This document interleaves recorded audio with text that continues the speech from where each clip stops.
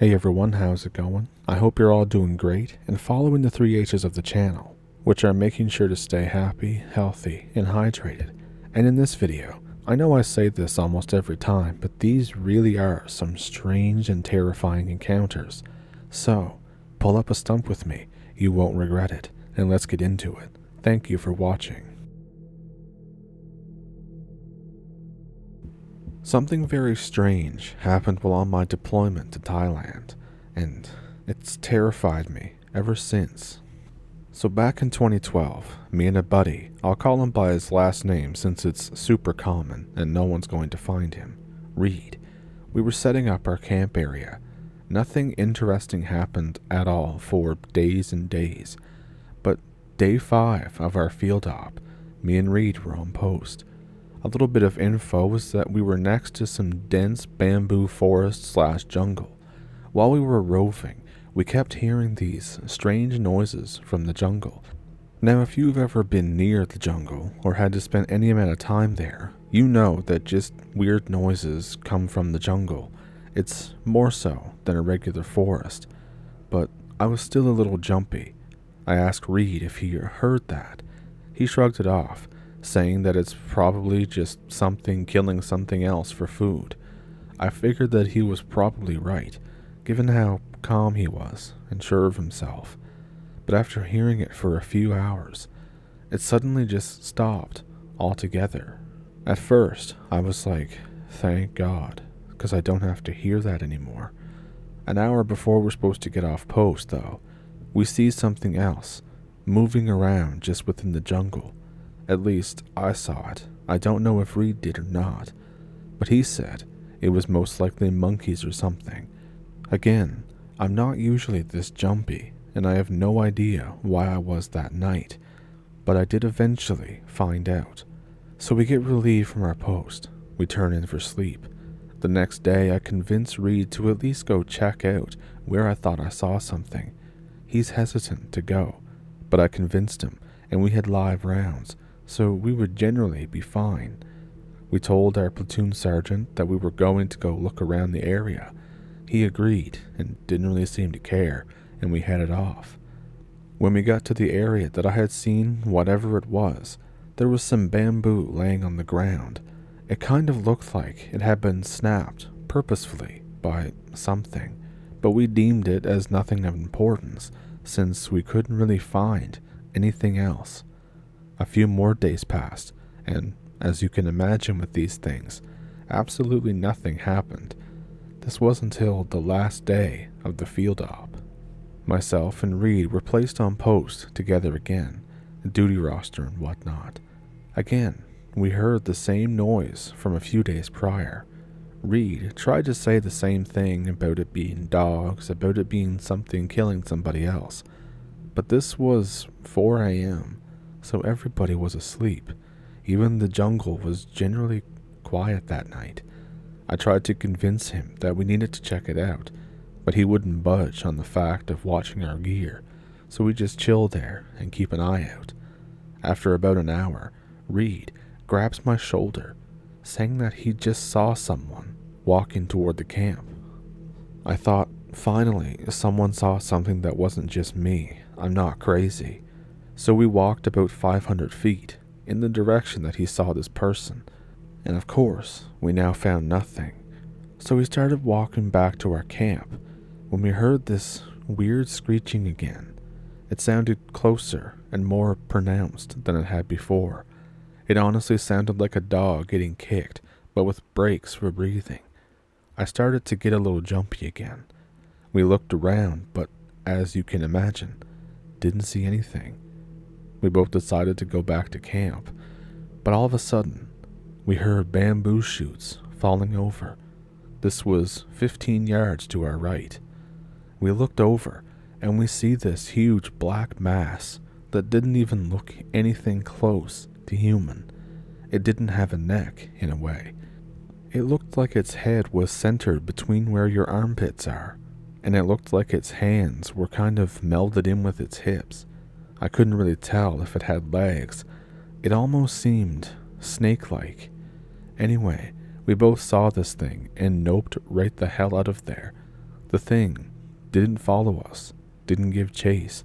It just vanished back into the shadows of the jungle. We just sat there freaking out. We, of course, didn't tell anybody about it. We figured that they would think we're crazy, or we'd have to do a psych evaluation or something like that. I don't know if this was some kind of cryptid or some kind of animal that we saw in the shadows, but either way, it was really weird and made the hair on the back of my neck stand up.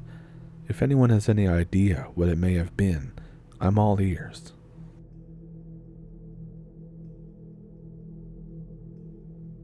I've told this story before to a lot of people and even on the internet, and that's because it happened to my parents. I'm involved, but I remember nothing about it because I was so young. For context, I'm from rural Texas, and all the houses kind of sit on pretty big pieces of land. Where we were, there used to be, according to my mom, an old haunted well on our property. My young parents were finally able to afford a house. They picked this beautiful home out in the country.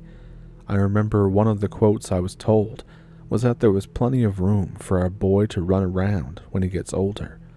Now, by the way they talk about this property when they first bought it, they had a lot of hope and ambitions for it. There was a gate at the end of the driveway, and our driveway was a really long one. Along this driveway sits a massive live oak. Its thick branches spread out really low, touching the grass. After my parents move in is when they begin inspecting this well. It's kind of falling apart, but they think that it makes the place look rustic and kind of picturesque. The first night at the house, my mom has a dream about said well.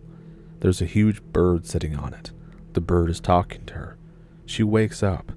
Something about what the bird said spooked her. She remembers vague words and phrases, but as with most dreams, the memory is fleeting. She falls back asleep. The second night, she has the same dream. Mom kind of remembers the bird asking for something, but she can't remember what exactly. Later that day, Mom goes to the store. An old lady approaches her and asks, "Did you move into that house with the old well?" She says, "Why, yes, I did, ma'am. Did you used to live there?" She was kind of hoping to find out some history about the place. The old lady gets a nervous look on her face. She says, "My son used to live there a few years back." It turns out her son kept having these weird dreams. Take a wild guess what they were about. Mom gets really weirded out by the dreams and by this random encounter with this lady. She tells the lady that she has to go and bids her a good day. I know I sound crazy, but there's something living on that property, is the last thing the lady says. She says thank you. My mom leaves.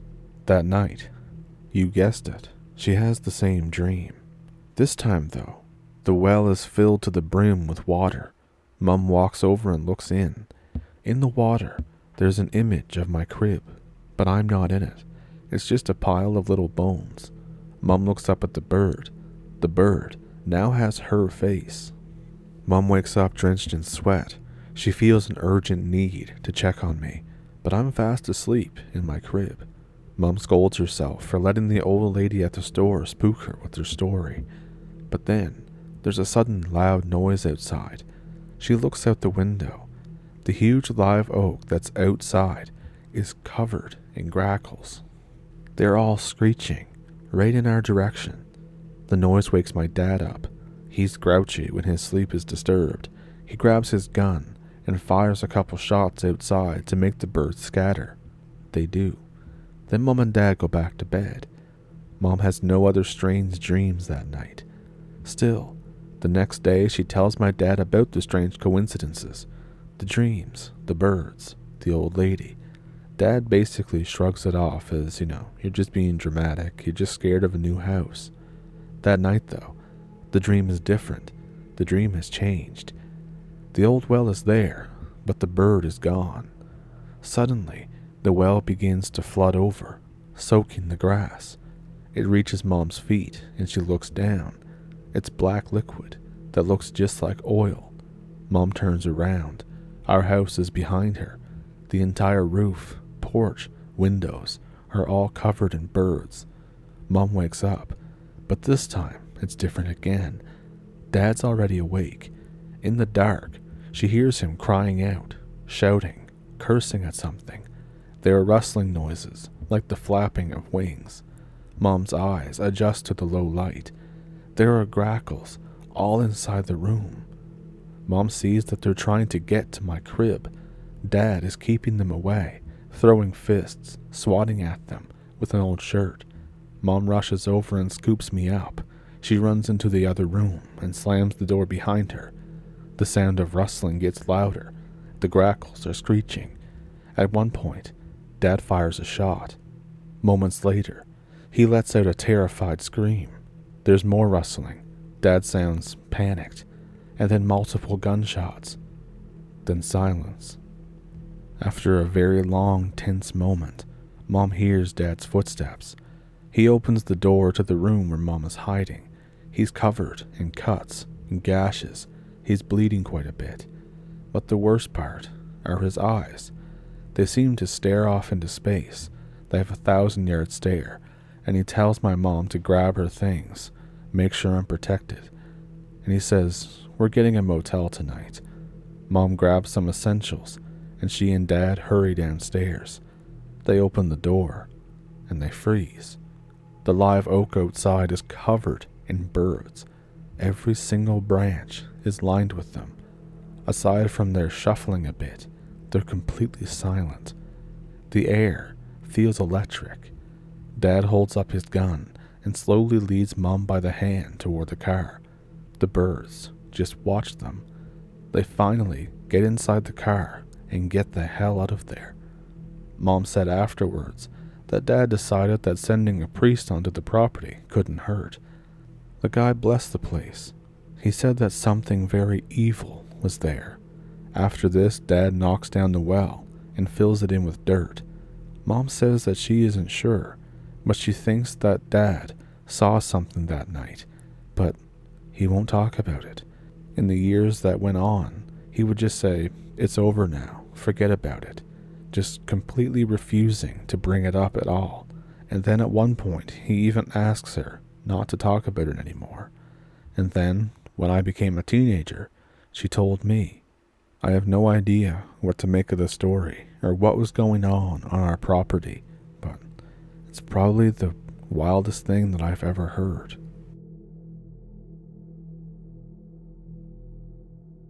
So I have a story for you, but first of all, mind two things for me. English is not my first language, so please bear with me. Also, this isn't my story. It didn't happen to me, so I won't be able to provide any extra details or clarifications. This story was told to me by my coworker, and he in turn got it from his best friend who experienced it firsthand. This friend, we'll call him Ivan just for the sake of this, lives in his house a good 150 kilometers from Moscow, and his house is literally just in the woods. The nearest village is about 2 kilometers away, and then there's a town with less than 15,000, probably 20 or so kilometers away from there. The point is that this guy lives with his family out in the boonies. Even though Moscow and its surrounding area is the most populated region in Russia, it's still 75% just woods and marshes, basically unpopulated at all. There's some big animals that live there: elk, deer, bears, wolves, bobcats, and so on. So, here's the actual story. My coworker heard this from Ivan once they were chilling in the bar. This was, of course, after several beers. He said that some strange things started to happen in the woods around his house. He inherited this place after his father had passed away, and he decided to move out there with his wife and son. Being an avid fisher, hunter, and just generally an outdoorsman, Ivan said that this was the opportunity that he had always waited for. The house itself is a 2-story wooden structure with a big porch and a balcony on the second floor. As he said, the place was in great condition because his father had lived there and always took care of it. The house is located in a roundish clearing in the forest with a single dirt road leading away from it to the nearest village. There's also a small lake that's not too far away from it. Ivan told him that when he had just moved there, it was like a perfect place. The woods around the house were teeming with all kinds of small wildlife, and when seasons came, with berries and mushrooms. In fact, he never saw that many in his whole life before. The lake was crystal clear, and the fish were big. He said this was almost too good to be true. He started a small garden near the house to grow some veggies there. They would all grow really big and healthy, and it would be really tasty. Not too long after the move, his wife became pregnant and gave birth to 2 babies. He said that this was all thanks to the great nature that was around us. Then, strange things began to happen. He said that he started to spot some new tracks in the forest that he hadn't seen before, tracks of bigger animals, bear, deer, and he was really surprised because these animals always stayed away from humans. As the months rolled on, the number of tracks would increase, until one day he actually saw a deer in the woods. Then, at night, he would start to hear this distant howling of wolves. He said the place started to feel more like an actual primal forest, somewhere in Siberia, where no man has ever walked before. Sometime later, a new sound appeared in the woods. It belonged to an animal that he didn't know, and he had never heard before. Strange things began to happen while he was there. Sometimes, small animals would just ignore him and act like he's not there at all. Hares would casually jump out of the bushes right in front of him and just be on their way. The birds would land on low tree branches while he's around, and so on. It really creeped him out, because he knows that it's not normal, and animals would never do that. Sometimes he would come across places in the forest that had a strong smell of pine resin and fresh needles. This was also strange, because that forest was mainly made of deciduous trees.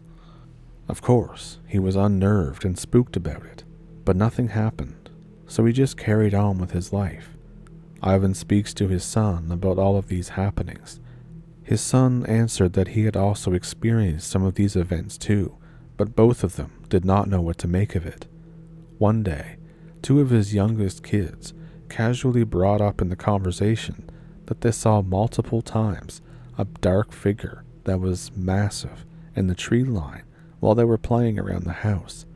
They said it was just standing there, watching them, so they didn't pay much attention to it. Ivan was at a loss for words and didn't know how to react to this news. He forbid his kids to play outside on their own, unsupervised afterwards. And this is where things are getting real. After that, he would start to hear the forest humming in his head while being at home, sometimes during the day, sometimes in the evening, and even late at night.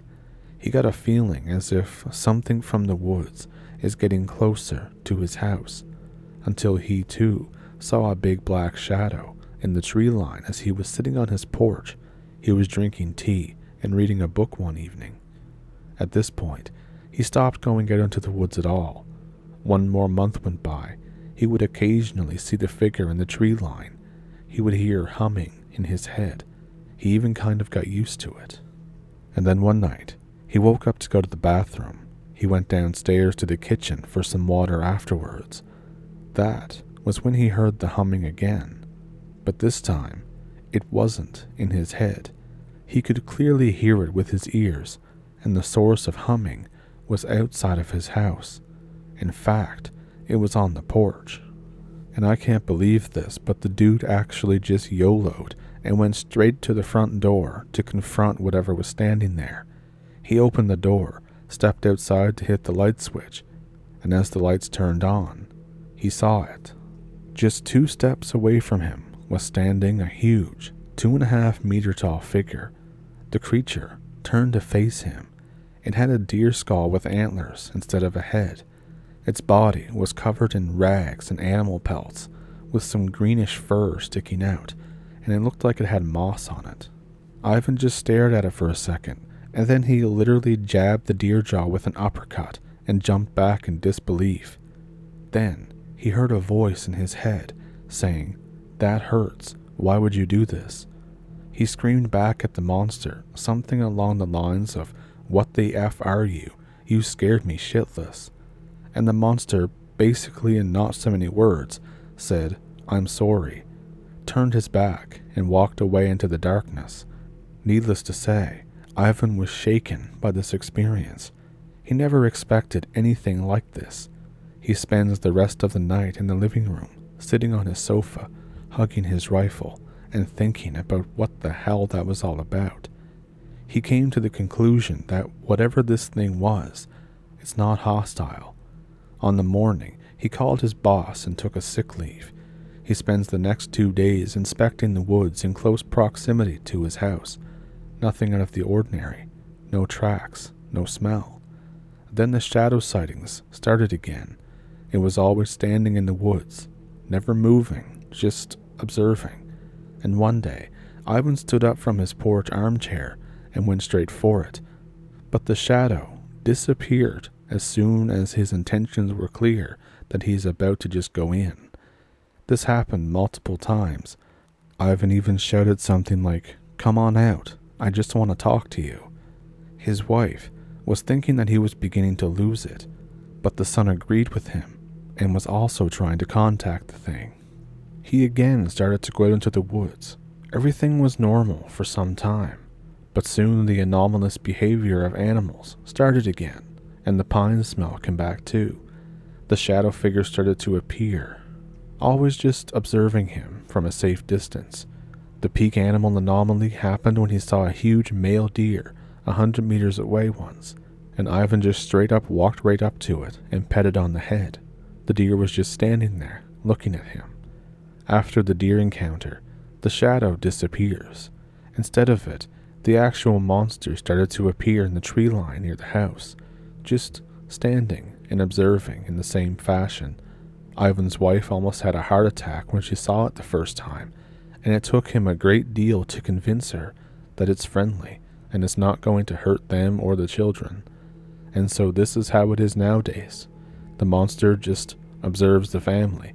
It disappears if you try to approach it, and does not answer when you shout at it. But lately, Ivan started to wave his hand at it as a greeting, and the thing waves back. And this is it for the story. I repeated it as I heard it from my coworker, so let's hope he didn't forget any important details. My thoughts are that this is the Leshy, a spirit of forests from our folklore. This would explain the teeming wildlife, berries, and mushrooms in the forest. In the folklore, the Leshy has a varying personality, from good-natured and helpful to vengeful and dangerous.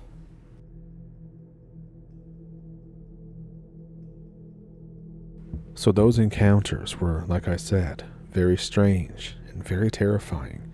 What do you think was going on at the house with the well? And not only that, what do you think was going on in Thailand? What did those 2 soldiers see? And do you think it was a Leshy? Let me know down in the comments. Have you had an encounter with a forest spirit like this that looked scary, but turned out to be almost kind? Let me know down in the comments. And if you want to support the channel just a little bit further, there's links to a PayPal and a Patreon in the description below. There's super thanks and memberships here on YouTube. And there's a new function called a hype feature, and I think you only get so many a month or however it works. But if you were to use a hype thing on me, I would be honored. It would really help the channel, and I even notice it now that it's helping the channel. So thank you to everybody that has done it. I am eternally grateful for it, and I hope you'll stick around for the next videos that I have this week. Of course, I post on Wednesday, Friday, and Sunday. And, as always, thank you for pulling up a stump. Thank you for watching. Have a good week, and I'll see you Friday.